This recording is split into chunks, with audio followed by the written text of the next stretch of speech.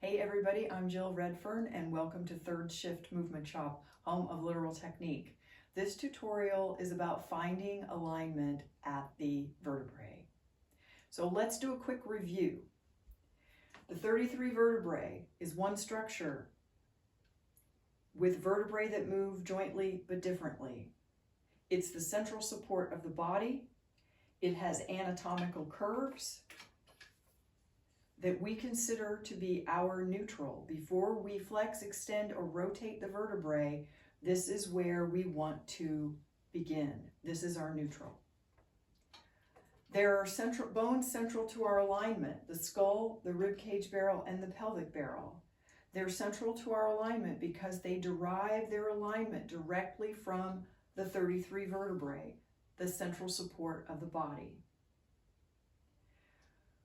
When we talk about finding alignment of these at the vertebrae, we mean something very specific. But before we get into that, I want to take a step back and take a little walk down memory lane and have you remember your early training and the images that you may have heard when you were trying to find the placement for these three.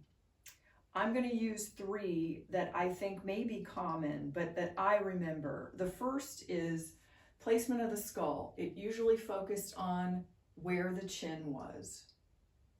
Placement of the ribs. The common placement error is having the rib cage open.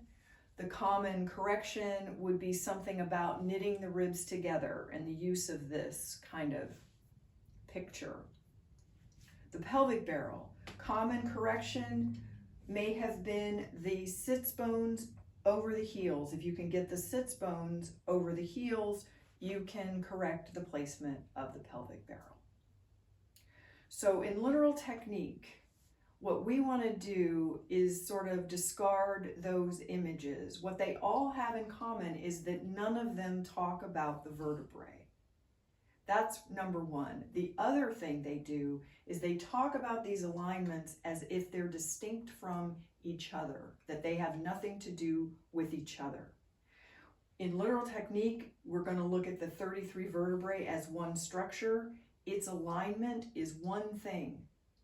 These three fall into alignment because the vertebrae are aligned. So when we talk about finding alignment at the vertebrae in literal technique, we mean we want to look to the anatomy and we want to look at the alignment of the vertebrae. So starting with the skull. The skull sits right on top of the 33 vertebrae and it connects bone to bone with cervical vertebrae 1.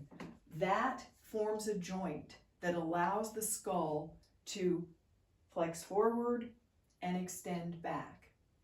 It flexes forward and it extends back. Notice that my chin is either up or down. Instead of correcting the alignment at the chin, we want to correct our alignment at the vertebrae. So if my placement is off like this, put your fingers back on the vertebrae and the skull where they connect. I want to correct it at the vertebrae. If there's extension, I want to correct it at the vertebrae. If you're slightly flexed that way, you want to correct it at the vertebrae. If you're slightly rotated, you want to correct it at the vertebrae. Don't think about what's going on with your chin.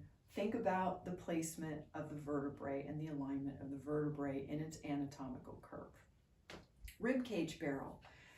The thing about the rib cage barrel, and the reason why I call it a barrel, is because it is fixed. The ribs don't move separately. The sternum doesn't move separately. These are bone-to-bone connections. The only way the rib cage barrel can move is if the vertebrae move. So if you're splayed open like this, it means your vertebrae are extended. They're not in their anatomical curve. So if I want to, I'm going to try to get my arms out of the way. If I want to correct this placement, I need to correct it at the vertebrae. Don't worry about this knitting together. There's nothing that can be knitted together because the ribs are not mobile. Rib cage barrel as a unit moves because the vertebrae move. So if you want to correct the placement of the ribs, you have to correct the vertebrae alignment. And then lastly, the pelvic barrel. Just like the ribcage barrel, the pelvic barrel is fixed. The two hip bones. If you move the sits bones, you're moving the entire pelvic barrel. So if you're going to try to get your alignment from moving the sits bones, you're actually moving the entire pelvic barrel, because these can't be moved separately from the ilia or the pubic bones. So if you have a placement issue where your pelvic barrel is like this or like this, you have to look to the vertebrae, because the sacrum, the sacral vertebrae, are what we find the pelvic barrel placement. That's where we find that. If you find the anatomical curve of the sacrum, which isn't that, and it isn't that, these are exaggerations, the anatomical curve of the sacrum will align the pelvic barrel. So if I'm going to correct this, I'm not going to think about my sits bones. I'm going to think about the placement of my sacrum and my tailbone. So that's finding alignment at the vertebrae. In your class this week, start on the floor in a visualization and see the vertebrae, see the connections, the anatomical connections, the ribs to the thoracic, the skull to the cervical, the hip bones to the sacrum. See those bone connections. See the alignment, the placement go in and out, which will change the anatomical curves.